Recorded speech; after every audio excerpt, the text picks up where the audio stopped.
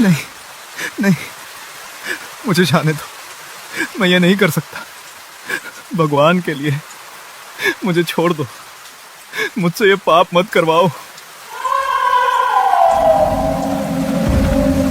तुम बच नहीं सकते।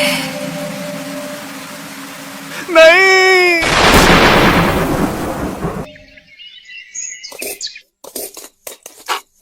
जी सुनिए।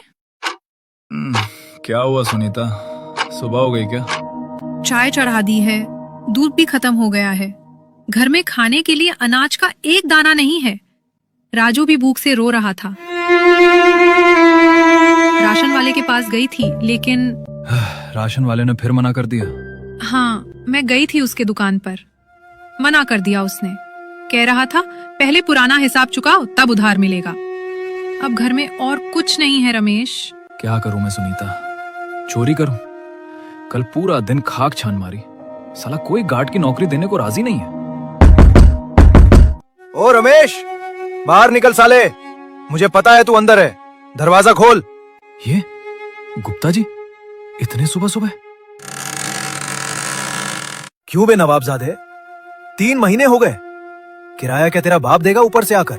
गुप्ता जी धीरे बोलिए, बच्चे डर रहे हैं। मैं हाथ जोड़ता हूँ, बस 2 दिन और, कहीं ना कहीं से इंतजाम कर दूंगा। 2 दिन? अरे पिछले 2 महीने से यही सुन रहा हूँ। थू है तेरी जिंदगी पर। अरे गुप्ता जी, इससे क्या मांग रहे हो? जिसके घर में खाने को दाने नहीं, वो किराया क्या देगा? ओए रमेश, कान खोलकर सुन, अगर घर चला नहीं सकता तो मर्द कहलाने लायक भी नहीं है तू। क्यों सांसें खींच रहा है यूं बेकार? हिम्मत है तो बीवी बच्चों को लेकर कहीं से कूद जा, कम से कम धरती का बोझ तो हल्का हो जाएगा, और मेरी देनदारी भी। जहर, शायद सचमुच यही एक रास्ता बचा है। हर दिन का अपमान, हर बात पर हंसी, ये गरीबी। लगता है जैसे मैं ही सबके लिए बोझ बन गया हूं और नहीं सह सकता मैं। अपमान के वो शब्द रमेश के सीने में तीर की तरह चुभ गए थे। वो शहर की भीड़ में अकेला चल रहा था, लेकिन उसकी जेब में सिर्फ 10 रुपए थे और दिमाग में सिर्फ मौत का ख्याल था। चलते चलते वो शहर बहुत पीछे छूट गया था।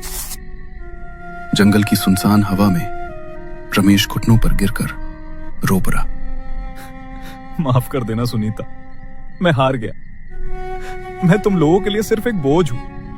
मेरे मरने के बाद शायद तुम्हें बीमा के पैसे मिल जाए। शहर से दूर पुराने वीरान खंडरों में, जहां अमावस की रात का अंधेरा सबसे गहरा था, रमेश अपनी जिंदगी की आखिरी रात बिताने पहुंच चुका था। हे भगवान, अगर तू है तो अगले जन्म में मुझे जानवर बनाना, इंसान नहीं। इंसान की गरीबी जानवर की भूख से भी बदतर होती है। अलविदा सुनीता। रमेश अब जिंदगी से पूरी तरह हार चुका था।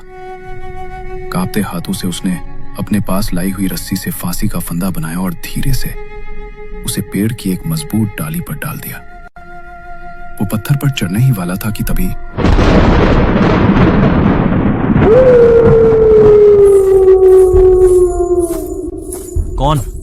कौन है वहां?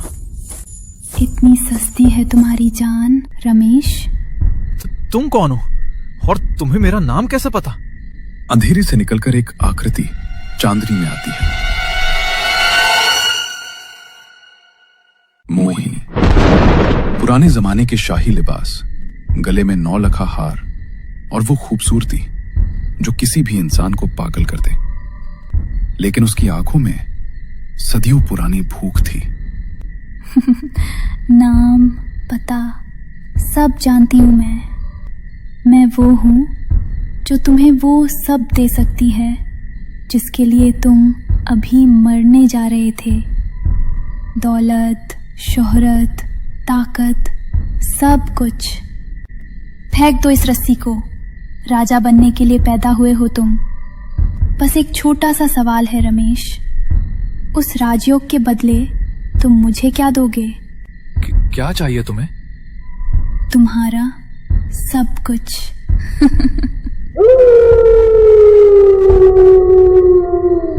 और उसी पल रमेश ने वो हाथ थाम लिया जो उसे नर्क तक ले जाने वाला था। उसे अंदाजा नहीं था कि वो दौलत नहीं बल्कि अपनी तबाही मांग रहा है। समझदार फैसला रमेश। आज से तुम्हारी करीबी, तुम्हारी लाचारी सब धुआं हो जाएगी। सच में मैं आमिर बन जाऊंगा, लेकिन मुझे करना क्या होगा? और तुमने कहा था कीमत बहुत छोटी है। दिन तुम्हारा, रात मेरी। जब दुनिया सोएगी तुम्हें मेरे पास आना होगा और जो मैं मांगू वो देना होगा। जो तुम मांगोगी? डरो मत, मैं तुम्हारी जान नहीं मांग रही, अभी नहीं। जाओ, घर जाओ। तुम्हारे घर के अंदर जहां तुम्हारी अलमारी है उसे हटाकर वहां खोदना, तुम्हें तुम्हारी पहली किस्त मिल जाएगी। लेकिन याद रखना, अगर तुमने एक भी रात नागा किया या किसी को मेरे बारे में बताया तो वो रस्सी फिर से तुम्हारे गले में होगी।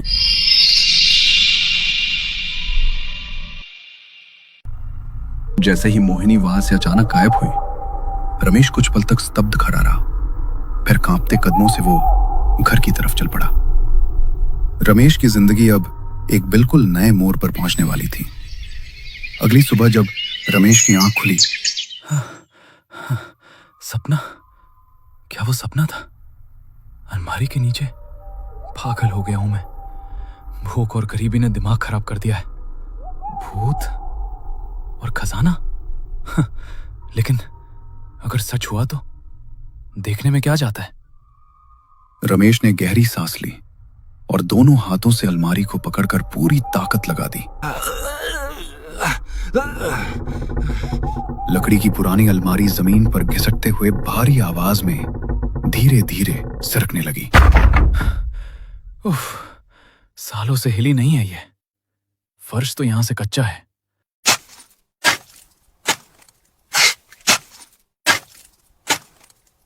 कुछ नहीं है, मुझे पता था। मैं बेवकूफ हूं जो। हाँ, ये क्या? हे भगवान, सोना, चांदी, ये सच है, ये सपना नहीं है। मैं अमीर हो गया, मैं अमीर हो गया। रमेश, ये क्या खटर पटर मचा रखी है और अलमारी क्यों गिरा दी? ये रमेश, ये सब क्या है? देख सुनीता, देख, मेरी किस्मत खुल गई। अब हमें किसी के आगे हाथ नहीं फैलाना पड़ेगा। लेकिन ये यहाँ जमीन के नीचे इतने जेवर, इतना पैसा, ये हमारा नहीं है रमेश। ये किसी ने छिपाया होगा। पुलिस आ गई तो? चुप, बिल्कुल चुप। कोई पुलिस नहीं आएगी। ये मेरे पुरखों का खजाना है। हाँ, मुझे सपने में दादाजी ने बताया था। तू सवाल मत कर, ये रख और जा। अभी बाजार जा, बच्चों के लिए कपड़े ला, मिठाई ला। पर रमेश, मैंने कहा जाओ, मैं भी गुप्ता के यहाँ होकर आता हूँ। अरे वाह, देखो तो जरा, आज कौन आया है? आज क्या सूरज पश्चिम से निकला है क्या? बड़ा चमक रहा है आज। क्या बात है, किडनी विडनी तो नहीं बेची? जबान संभाल के गुप्ता, ये ले तेरा किराया। 3 महीने का नहीं, पूरे साल का रख ले। और आज के बाद मेरे घर की तरफ आंख उठाकर भी देखा तो वो आंखें नोच लूंगा। अरे अरे मालिक, आप तो नाराज हो गए। मैं तो मजाक कर रहा था। अरे भाई, चाय मंगाओ रमेश सेठ के लिए। रहने दे, तेरी चाय तेरी तरह ही कड़वी होगी। उस दिन रमेश ने महसूस किया कि पैसा सिर्फ कागज नहीं, ताकत है। जो लोग कल तक उसे कीड़ा समझते थे, आज उसके तलवे चाट रहे थे। उसे ये नशा पसंद आ रहा था, लेकिन जल्द ही सूरज ढलने वाला था। गुप्ता की दुकान से निकलकर वो घर की ओर चल पड़ा। शाम ढलने को थी। सूरज की आखिरी किरणें दूर क्षितिज में खो रही थी। हवा में एक अजीब सी ठंडक घुलने लगी थी। वादे के मुताबिक आज उसे मोहिनी के पास जाना था, लेकिन उससे पहले वो कुछ देर के लिए घर गया। सुनिए, खाना लगा दिया है, आ जाइए। आज आपकी पसंद की खीर बनाई है। नहीं, मुझे भूख नहीं है। मुझे जाना है। इतनी रात को? कहाँ? अभी तो आए थे। सवाल मत किया करो मुझसे। बिजनेस है, मीटिंग है, पैसे आ रहे हैं ना, बस उससे मतलब रखो। सो जाओ तुम लोग, मेरा इंतजार मत करना। रमेश तेज कदम बढ़ाता हुआ जंगल के सुनसान रास्ते से होते हुए खंडहर की ओर चल पड़ा, जहां आज उसकी पहली मुलाकात मोहिनी से होनी थी। वक्त के पाबंद हो तुम, मुझे अच्छा लगा।